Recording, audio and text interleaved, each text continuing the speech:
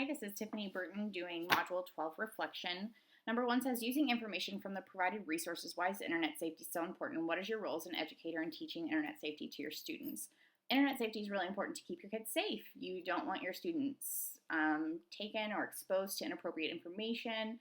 You just want to keep them safe and in an appropriate environment online.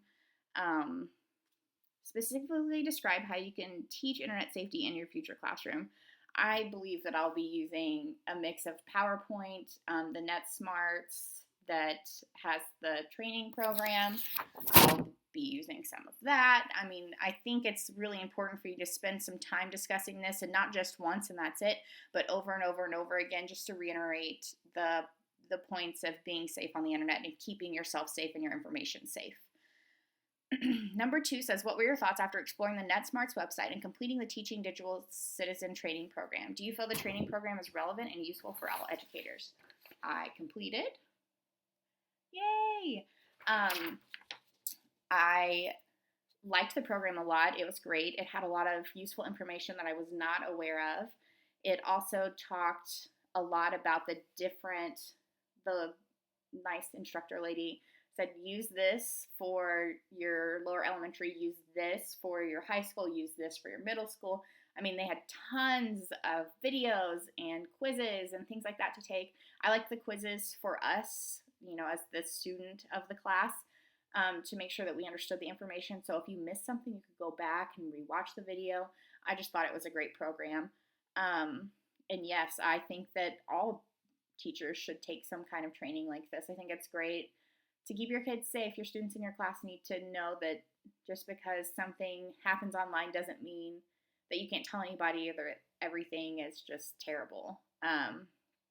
Number 3 says, reflect on the main points described in the youth safety article and describe what useful information you're able to take away from the article. Quite a bit of information in the article. I really enjoyed reading it. I broke it up into categories and read just a little bit and then came back and read the next section. So the first section was cyberbullying.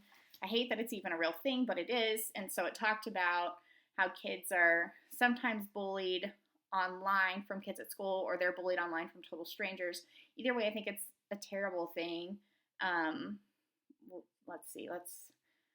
Research report figures on the percent of youth who have been victims of cyberbullying can be high as 72% or as low as 4%. I don't personally remember being cyberbullied in school. I remember being picked on because I was little or sick all the time, but other than that, it is what it is. And I feel like back whenever I was a kid, parents were like, well, kids can be mean, that's it. And now we have kids can be attacked from anywhere, not just at school, but at home. Whenever they come home, we have Snapchat now and things like that. So kids really don't have a safe place to hide anymore, and I feel like that's really sad. I like that they are trying to come up with a way to prevent or coping strategies for kids who are being bullied or who are bullying. That was really great. Sexual solicitation, unwanted exposure to sexual content. I hate that this is on the internet. I think it's really stupid, and my opinion doesn't mean a lot to the hundreds of thousands of pornography sites online.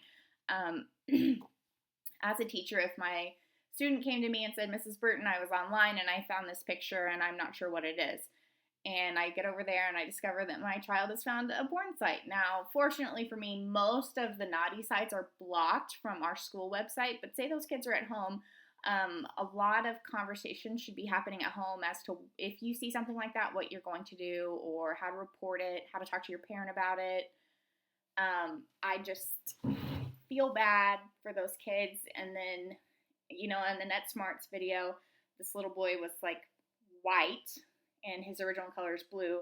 And until he told somebody what happened, what he saw online, he was going to stay white. And so he turned blue whenever he told somebody, and he felt better.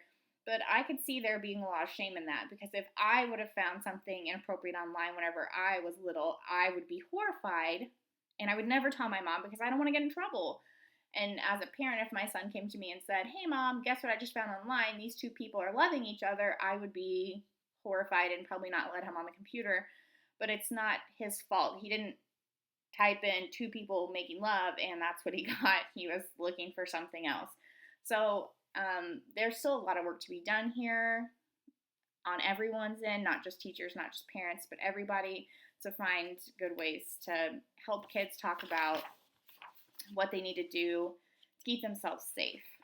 The role of privacy. This article talked about keeping kids safe. A lot of kids don't realize that they're not setting their like Facebook, Instagram profiles to private, and instead of just making everything public. And then there are some kids who just don't care if everybody sees all their stuff. You know, we live in a really small town and we think nothing bad is ever going to happen here, but it's just an opportunity for something bad to happen. By setting your information to private, you can help protect yourself and you can help keep yourself safe. A lot of this article comes back to open communication, talking with your teacher, your parent, your trusted adult to keep yourself safe. That is it for Module 12 Reflection. Again, my name is Tiffany Burton. Thank you.